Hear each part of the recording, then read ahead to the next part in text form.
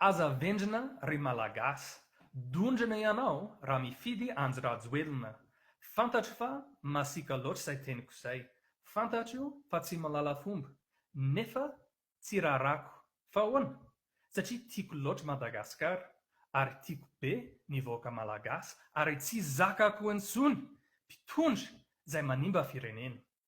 Be dia be ny zavatra ho teneniko anareo amin'ity video ity, ary noho izany nosoratako ilay izy. Raha hitanareo mamaky indray aho, fa tiako ho tenenina daholo ny zavatra amin'ity. Nipetraka tany Madagasikara aho nanomboka tamin'ny taona 2007 ka hatramin'ny 2014. Soa ihany fa tsy mipetraka any Madagasikara intsony aho amin'izao fotoana izao, satria fantatro fa ho enjehana aho noho ny zavatra ho teneniko momba anjy-rajoelina amin'ity video ity. Fantatrareo fa nisy ny krizy nanomboka tamin'ny 2009, fa be dia be aminareo izay hifidy amin'ity izay mbola kely tamin'ny 2009, dia tantaraiko ny zavatra hitako tamin'izay fotoan'izay. Marina fa nisy ady politika tamin'ny Andry Rajoelina sy Marc Ravalomanana, dia tsy diriko loatra izay ady politika izay, fa ny zava-nitranga no tiako resahana. Marina aloha fa nisy zavatra nataony Marc Ravalomanana izay nataony mba hanararoatra ny toerana anazy amin'ny maha-presidentana azy. Dia nanana fahavalo be dia be izy. Niaro ny tontolo iainana izy, dia nitarina ny parc national fa ny olona izay nanondrana Bois de Rose tsy tianjareo izany. Nanintana mpamantsy vola vaovao be dia be avy amin'ny États-Unis sy avy amin'ny firenena maro samihafa, dia tsy tian'ny Frantsay izany. Nampidina ny vidina sakafo ny Marc Ravalomanana, fa nanana concurrent be dia be izy, dia tsy tianareo izany satria ny anazy mora dia lasa anay aminazy daholo ny mpanjifa rehetra, dia lasa be fahavalo izy. Ary ny zavatra anankiray koa izay nataony Marca, nakelezany ny budget any miaramila, dia tena tsy tia ny miaramila izay. Dia izay ho anisan'ny zavatra izay nahatonga ny CAPSAT nanampy Andry Rajoelina tamin'ny fanonganam-panjakana. Fa tohiziko ny resaka, inona ny zava-nitranga tamin'ny 2009? Nanomboka ny grevy tamin'ny kianjan'ny 13 Mai andry tamin'ny faran'ny taona 2008. Ary navelan'ny Marca niangona izy sy ny pombany satria République Démocratique Madagasikara mananjo migrevy daholo ny vahoaka. Fa kosa vao nanomboka namporisika ny vahoaka hanongana ny fanjakana Rajoelina, dia nakato ny fanjakana Viva. Inona no nataony Andry tamin'izany? Nodorany ny radio any Ravalomanana, fa tsy izay ihany nataony. Nodorany ihany koa ny radio nasional malagasy sy ny télé nasional malagasy. Aza adino fa nodorany pomban'ny Andry ihany koa ny orinasan'ny vahiny marobe, izay nahatonga ny vahiny nitsoaka Madagasikara ary ny fikatony orinasa be dia be. Malagasy amin'alina no very asa tamin'izay. Olona tsy manaja ason'olona Rajoelina. Tsy tsara ho ny ekonomia izy. Taoriany ny fanonganam-panjakana izay nataony Andry niaraka tamin'ny CAPSAT tamin'ny février 2009, dia tsy afaka ny grevy intsony ny vahoaka.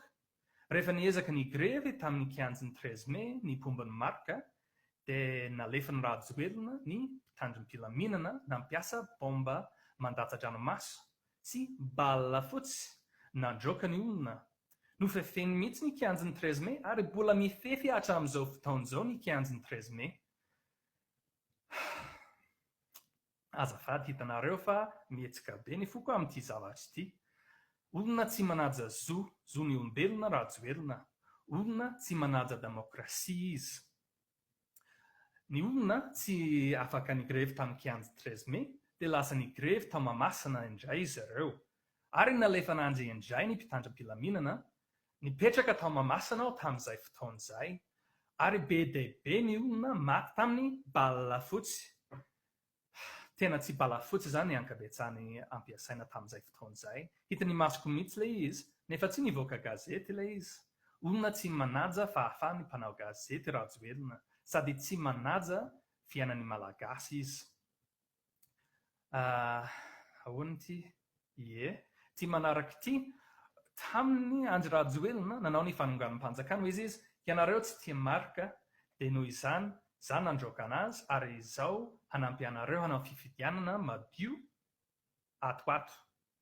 Tamin'izay fotoan'izay tamin'ny 2009 tokony efa hisy fifidianana tamin'ny taona 2011 nefa tsy nitranga ho izy ataontsika mialoha ataontsika amin'ny 2010 ny fifidianana nefa tonga ny 2010 tsy nisy fifidianana. Tonga 2011 tokony hisy ny fifidianana nefa tsy nisy. Fa ahoana tsy nahandry izy, afaka niandry 2 taona fotsiny izy dia tsy nisy krizy izay naharitra saika 10 taona teto Madagasikara. Olona tsy manana faharetana rajoelina, olona tsy mahay mitsinjo ny hoavy izy. Fa ahoana nahenitra 2 taona 3 taona zany fifidianana tamin'izany. Tsy ampy taona nilatsaka ho filoha rajoelina. 430 taona ihany izy tamin'izay fotoan'izay, nefa tamin'izay fotoan'izay tsy maintsy feno 40 taona ianao vao afaka hilatsaka ho filoha. Dia inona no zavatra nataon'ny rajoelina? Novainy ny lalam-panorenana mba ahafahany hilatsaka ho filoha. Olona tsy manaja fomba rajoelina, tsy manaja ny lalam-panorenana izy. Hoy ny razambe malagasy, ny bainga no vavolombelon'ny mpiasa. Dia manontany ianareo aho, inona no vavolombelony, inona no baingana rajoelina? Tamin'ny fotoana fitondrana rava ny demokrasia, nitsahatra daholo ny fanampiana avy tany ivelany noho ny coup d'état izay nataony. Dia tsara ho fantatrareo fa ansasany budget nasional avy amin'ny fanampiana avy any ivelany. Nefa nataon'ny rajoelina ny zavatra nataony. Dia tohizana 4 taona itateza-mita na dia tsy nisy ny fanampiana avy tany ivelany, ma izy ireo ataovy mialoha ny fifidianana manaraka dia averanay daholo ny famatsiana. Nefa tsy nety izy satria tsy afaka nilatsaka izy tamin'izay. Dia simba daholo ny tontolo iainana izao any Madagasikara. Nanondrana boîte de rose be dia be andry rajoelina tany Chine satria tsy nahazo vola avy tany ivelany dia tsy maintsy kapaina ny ala dia simba ny tontolo iainana. Nitsoaka daholo ny mpamatsy vola vahiny, zao efa ho 10 taona taty aoriana vao manomboka miverina tsikelikely ny mpamatsy vola. Dia fantatrareo ihany koa fa niakatra be ny vidina sakafo noho ny krizy. Dia avy aiza zany ny krizy? Avy amin'ny anjy rajoelina ny krizy. Dia manontany ianareo aho, iza amin'izy roa lahy no manohana kokoa demokrasia? Iza amin'izy roa lahy no mampandroso kokoa ny ekônomia? Tsy tonga lafatra Ravalomanana, ekeko izay, fa tsara lavitra ho any tanindrazana maka Ravalomanana no anjy rajoelina. Miangavy ianareo hitsinjo ny hoavy.